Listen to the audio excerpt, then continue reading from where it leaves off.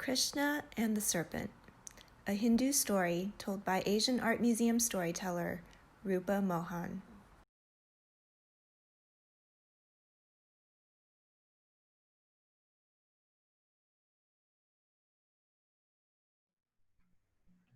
Vanakkam, greetings in Tamil.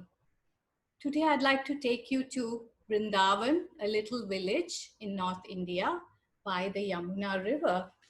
Krishna was a young boy growing up. He had a lovely childhood. He loved to go herding the cattle. He loved to steal butter. And he wore a peacock feather in his head. And it was a community of dairy farmers. So there were a lot of cows over there. Krishna's mother, Yashoda, would try to stop him from going out every day. And she would sing like this. மாடு மேய்க்கும் கண்ணே நீ போக வேண்டாம் சொன்னே மாடு மேய்க்கும் கண்ணே நீ போக வேண்டாம் சொன்னே Oh my darling cowherd, please don't go.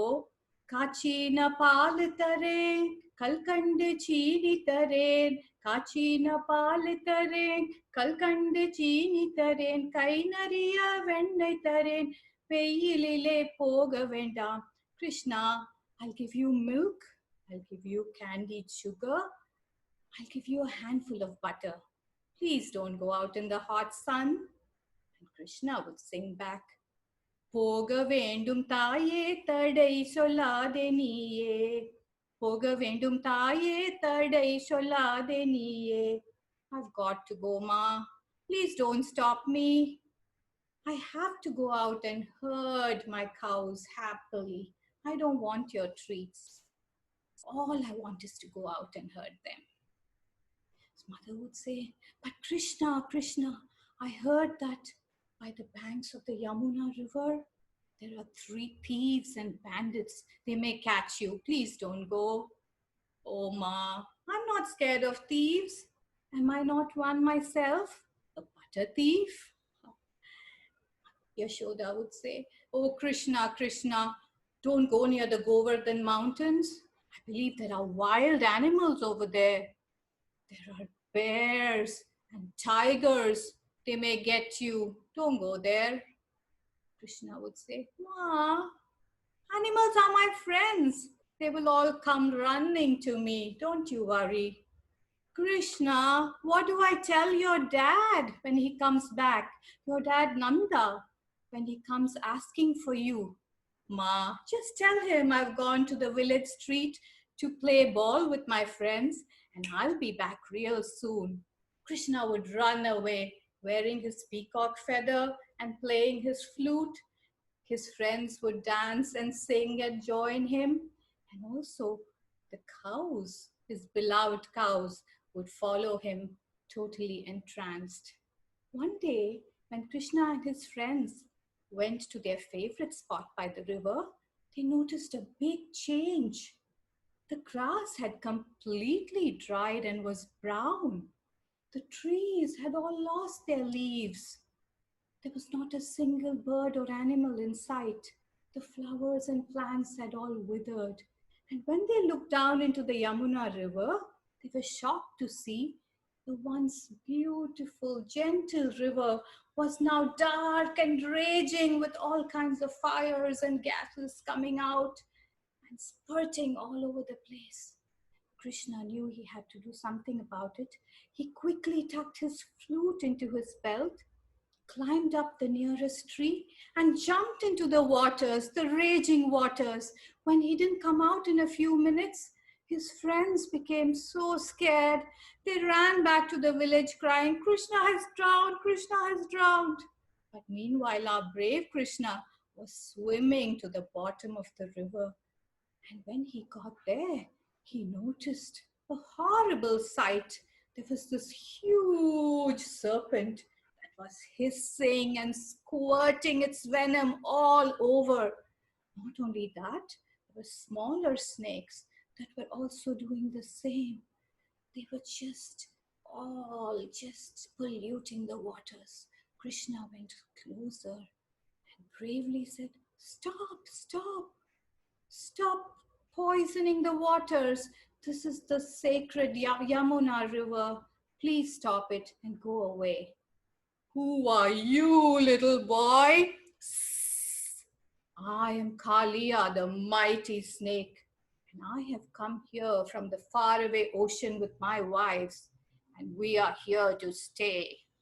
Krishna went even closer and he said, But Kalia, I am just a simple cowherd from Vrindavan, the village.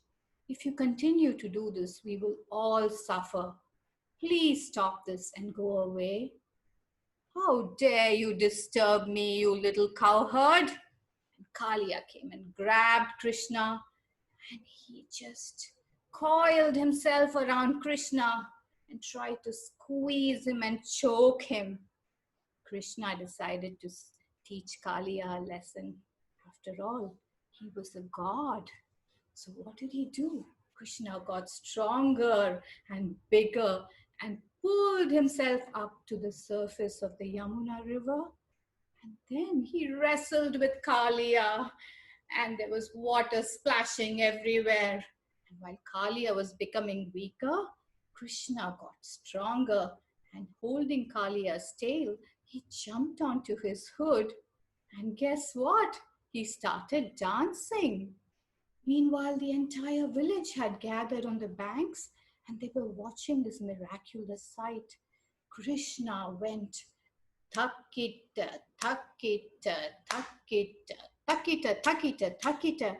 Takita, takita, takita, takita, takita, takita, takita, takita. He danced faster and faster, pounding on Kalia's head. And Kalia was starting to get dizzy and spinning, and he had a massive headache. He felt like the entire weight of the universe was on his head. And his wives were watching, and they realized that this was no ordinary cowherd. They said, Oh, Krishna, Krishna, please stop. Spare our husband. We'll do whatever you say. Just let us go. Krishna slowed down. Still holding the tail, he jumped onto Kalia's belly and looked at him and said, What do you want to do? Kalia said, Please, please, please spare me. I promise not to poison these waters again. Krishna said, All I ask of you is to go back to the big ocean and promise to live in peace, not to poison any waters either here or in the mighty ocean. And Kalia said, Yes, of course, yes, of course. And he and his wives turned back and they headed to the ocean. Meanwhile, Krishna jumped onto a rock and the people were still standing there and they were wondering, is this a form of Vishnu, the mighty protector? Has he come to save them? But Krishna had another trick. He picked up his flute and he started playing again melodiously. And all the people closed their eyes and they enjoyed the music. A few minutes later, when they opened their eyes, they had forgotten the miracle they had just witnessed. And they were so grateful to see that the grass had grown back again. The flowers had started to blossom again, and the bees were visiting them again. And the trees were filled with leaves, and birds flew and perched themselves on the branches. The peacock came back and started dancing. And the Yamuna river, it was clear and calm and beautiful again with fish, hundreds of fish happily swimming in it. And of course, Krishna's favorite, the cows came back. And Krishna went back to being the happy and carefree child cowherd again. And there was peace and harmony in the entire land. And today, I have a prayer for peace for all of us.